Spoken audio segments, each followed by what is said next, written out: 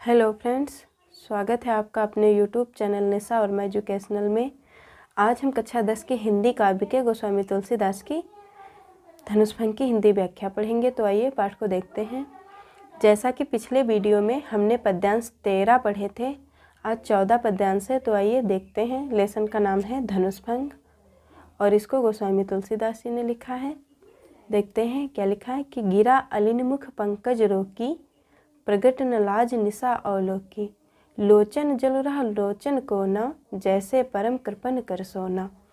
गिरा मिस होता है वाड़ी, अलिन का अर्थ होता है भ्रमरी, मुख का अर्थ होता है मुँह, पंकज का कमल का पुष्प, रोकी मिस रोकना, प्रगट मिस प्रकट करना, लाज मिस लज्जा, निशा मिस रात्रि, अवलोकी मिस देखकर। तो आइए इसकी व्याख्या करते हैं कि सीता जी के प्रेम भाव की जो वाड़ी रूपी भ्रमरी है वह उनके मुख रूपी कमल में छिपी हुई है। अर्थात कि क्या हो गया, वह कुछ बोल नहीं पा रही हैं लज्जावश। जब वह भ्रमरी लज्जा रूपी रात देखती है तो वह अत्यंत मौन होकर शांत बैठती है और सुबह होने का इंतजार करती है। अर्थात क्या हो गया कि सीता जी लज्जावश कुछ बोल नहीं पा रही हैं और भ्रमरी रूपी मतलब जो उनकी वाड़ी है वह कमल में छिपी हुई है। फिर क्या हो गया कि लोचन जल रहा लोचन कोना, जैसे परम कृपन कर सोना। लोचन मिस होता है नेत्र, जल मिस जल या अश्रु और लोचन मिस नेत्र, कोना मिस मतलब कोना, परम मिस क्या होता है अत्यंत, कृपन मिस महाकंजूस, सोना मिस सोना। तो क्या हो गया कि लोचन जल रहा लोचन कोना, जो सीता जी का मतलब जो सीता जी के अश्रु हैं आंसू हैं वह उनके आँखों की पुतलियों के इधर उधर है, मतलब कोने कोने में हैं, छिपे हुए हैं। जैसे परम कृपन कर सोना, मानो जैसे कोई कंजूस अपने सोने को अपने घर के कोने कोने में छिपा कर रखता है। फिर क्या लिखा है, सकुची व्याकुलता बढ़ जानी, धर धीरज प्रतीत उर आनी। सकुची मिस क्या होता है संकोच करना, व्याकुलता मिस मतलब व्याकुल, जानी मिस जानना, धर मिस धरना, धीरज मिस धीरज, प्रतीत मिस प्रेम, उर मिस हृदय, आनी मिस रखना।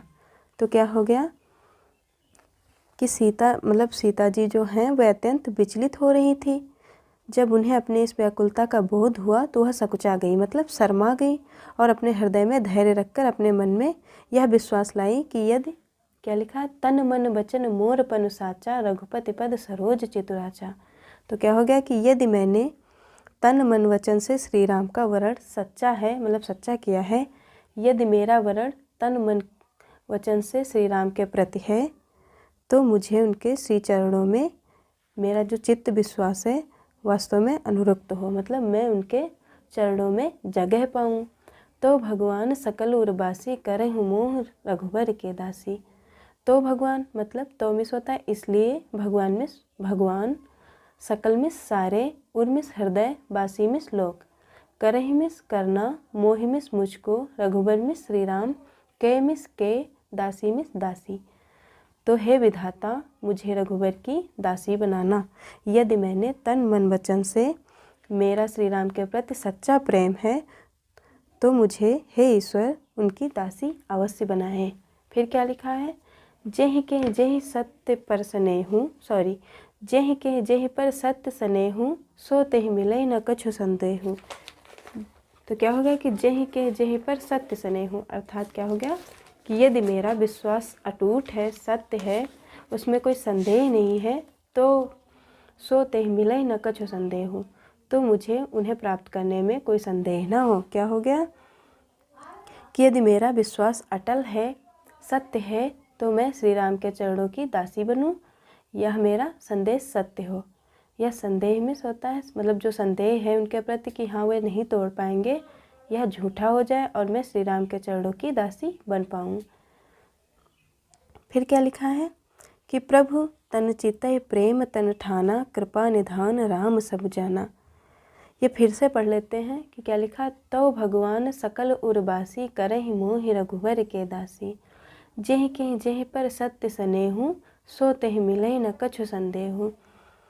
तो तुलसीदास जी कहते हैं कि सीता जी ने श्री राम जी की ओर देखकर इस बात का निश्चय कर लिया कि उनके हृदय में मेरा निवास करने वाला भगवान श्री राम मुझे अपनी दासी अवश्य ही बनाएंगे, ऐसा मेरा अटूट विश्वास है, इसमें कोई भी संदेह नहीं है। प्रभु श्री राम को देखकर सीता जी ने अपने चितवन में उनके प्रति प्रेम ठान लिया, अर्थात वह दृढ़ निश्चय कर लिया है कि श्री राम ही धनुष तोड़ेंगे और वे मेरा वरण अवश्य ही करेंगे, मतलब मेरा चयन करेंगे। फिर क्या लिखा है, प्रभु तन चितय प्रेम तन ठाना, कृपा निधान राम सब जाना। तो जो कृपा निधान श्री राम है या भगवान है, राम ने भली भांति जान लिया है। कृपा निधान राम सब जाना, मतलब श्री राम भगवान ने जो मेरा उनके प्रति प्रेम है, ऐसा महसूस हो रहा है कि श्री राम ने उनको जान लिया है और वे कृपा निधान राम सब जाना, सब जान चुके हैं। सिए बिलो के तके हो तनु कैसे, चितहि गरो लघु ब्याले ही जैसे। इसीलिए श्री राम ने धनुष को बिल्कुल ऐसे देखा जैसे गरुड़ के एक छोटे सांप को देखता है। मतलब जो गरुड़ होता है, क्या गरुड़ मीन्स क्या होता है, गरुड़, लघु मीन्स छोटा, ब्याले मीन्स होता है सांप को। जिस प्रकार एक गरुड़ छोटे सांप को देखता है, उसी प्रकार श्री राम ने सिंह बिलो के तके हूँ धनु कैसे, मतलब जब सीता माता को विचलित देखा तो वे मतलब धनुष को ऐसे देखे जैसे एक गरुड़ छोटे सर्प को देखता है। आइए अगला क्या लिखा है, लखन लख्यो रघुवंश मणि, ताक्यो हर को दंड, पुलक गात बोले वचन, चरण चाप ब्रह्मांड। लखन मिस होता है श्री लक्ष्मण, रघुवंश मन मिस क्या होता है श्री राम या रघुकुल मणि, ताक्यो मिस देखना, हर मिस शिव शंकर, कोदंड मिस का धनुष मतलब शिव धनुष, पुलक मिस पुलकित होना या प्रसन्न होना, गात मिस होता है शरीर, बोले मिस बोलना, वचन मिस वाणी, चरण मिस क्या होता है पैर, ब्रह्मांड मिस क्या होता है मतलब ब्रह्मांड, चाप मिस दबाकर। तो जब श्री लक्ष्मण जी ने श्री राम को शिव धनुष की ओर ताकते हुए देखा या देखते हुए देखा, तो उनका जो शरीर है वह पुलकित हो गया, चरण चाप ब्रह्मांड, और वे यह सोचने लगे, उनको यह आशंका थी कि कहीं श्री राम के धनुष तोड़ने पर पृथ्वी में उथल पुथल ना मच जाए या ब्रह्मांड में उथल पुथल ना मच जाए। तो उन्होंने अपने श्री चरणों से पृथ्वी को या ब्रह्मांड को दबा लिया। फिर क्या लिखा है, दिस कुंजरहु कमठ अहि कोला, धरहु धरिन धर धीर न डोला, राम चाहि शंकर धन तोरा, हो सजग सुन आयुष मोरा। दिस कुंजर मिस क्या होता है दिग्गज, कमठ मिस कच्छप या कछुआ, अहि मिस सर्प या शेषनाग, कोला मिस वराह। तो हे दिग्गज या हे दिग्गजों, हे कच्छप, हे सर्प या हे शेषनाग, हे वराह, धरहु धरन धर धीर न डोला। आप सब लोग अपना धैर्य बांध लीजिए या आप सब लोग सतर्क हो जाइए। राम चाहि शंकर धनु तोरा, श्री राम धनुष को तोड़ने वाले हैं। हो सजग सुन आयुष मेरा मोरा, मतलब मेरी आपसे यह प्रार्थना है या मेरी आज्ञा है कि आप सब लोग सजग हो जाओ, मतलब सतर्क हो जाओ। श्री राम धनुष को तोड़ने वाले हैं, आप सब लोग सतर्क हो जाओ। कौन कौन, हे दिग्गजों, हे कच्छप, हे सर्प, हे वराह, श्री राम धनुष को तोड़ने वाले हैं, आप सब लोग सतर्क हो जाओ। यह मेरी आज्ञा है। चाप समीप राम जब आए, नर नारिन सुन सकृत मनाए।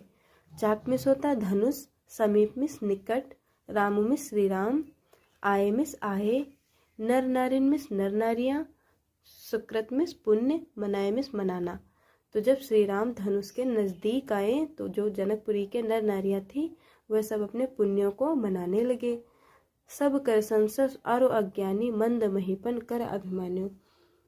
तो वहाँ पे जो लोग बैठे थे उपस्थित नीच अहंकारी राजाएं जो थे, मतलब राजा लोग थे, वे सब यह सोचने लगे कि जब हम धनुष को नहीं तोड़ पाए, क्या लिखा है कि भृगुपत के गर्भ गरुआई, सुर मुनि बरन केरी कदराई, सिय कर सोच जनक पछतावा, रानी कर दारुण दुख पावा। भृगुपत में सोता है परशुराम, केरी मिस के, गर्भ मिस गर्भ, गरुआई मिस गुरता, मुनि बरन मिस श्रेष्ठ मुनि, कदराई मिस मतलब कातरता या भय। तो तुलसीदास जी कहते हैं कि परशुराम के जो गर्भ की गुरुता थी, सभी देवता तथा श्रेष्ठ मुनियों को जब मतलब जो भय था, फिर सिए कर सोच जनक पछतावा, रानीन कर दारुण दुख पावा। और सीता जी की जो चिंता थी, राजा जनक का जो पछतावा था और उनकी रानियों का जो दारुण दुख था। शंभु चाप बड़ बोहित पाई, चढ़े जाए संग सब संग बनाई। तो वे सभी मिलकर एक साथ जहाज रूपी धनुष रूपी मतलब धनुष रूपी बड़े जहाज को पाकर उसमें एक साथ चढ़ गए। शंभु चाप बड़ बोहित पाई, चढ़े जाए सब संग बनाई। फिर इस श्री राम के बाहुबल मतलब रूपी अपार समुद्र को पार करना चाहते थे, परंतु उनके पास कोई नाविक ही नहीं था, मतलब नाव चलाने वाला नहीं था। राम बाहुबल सिंधु अपारू, चाहत पारू नहीं को कढ़ारू। कढ़ारू में होता है मतलब जो नाव को चलाता है, नाविक। तो क्या हो गया कि मतलब कि सीता जी की जो चिंता थी, राजा जनक का जो पश्चाताप था और रानियों का जो दुख था, यह सब मतलब शिव धनुष को तोड़ने के कारण था। वे सभी इस दुख से पार तो जाना चाहते थे, लेकिन किसी को श्री राम के बाहुबल का अंदाजा नहीं था जिससे वे पार जा सके। मतलब समझो कि उनके पास कोई नाविक ही नहीं था जो वे जहाज से पार जा सके। तो मतलब उनके पास श्री राम का बाहुबल का कोई किनारा ही नहीं था, मतलब वे श्री राम को अच्छी तरह या भली भांति जानते ही नहीं थे, जिससे कि वे संतुष्ट हो पाए कि श्री राम धनुष को तोड़ ही देंगे। फिर दोहा देखते हैं कि राम बिलोके लोग सब, चित्र लिखे से देख, चितई से कृपा यतन जान विकाल विशेष। राम मिस क्या होता है? श्री राम। बिलोके मिस देखना, चितई मिस देखा, सिय मिस सीता, कृपायतन मिस कृपा के धाम, विकल मिस व्याकुल, विशेषी मिस विशेष रूप से। तो क्या हो गया कि श्री राम ने धनुष तोड़ने की जो चेष्टा की, वहां उपस्थित सभी लोगों को देखा तो उन्हें वे चित्र में लिखे हुए ऐसे प्रतीत हो रहे थे मानो वे सब जड़ हो गए हो, मतलब चेतन में हो गए हों, मतलब चेतन मुक्त हो गए हों। उसके बाद जब कृपा धाम मतलब जो कृपा धाम श्री राम है, उन्होंने सीता जी की ओर देखा, वे उन्हें सबसे अधिक व्याकुल लगी, मतलब दुखी लगी। जब श्री राम ने सीता जी की ओर देखा तो उन्हें ऐसा महसूस हुआ कि सीता जी बहुत दुखी हैं, और जब लोगों की तरफ देखा तो ऐसा लगा कि वे सब जड़ मुक्त हो गए हैं, मतलब चेतन मुक्त हो गए हैं।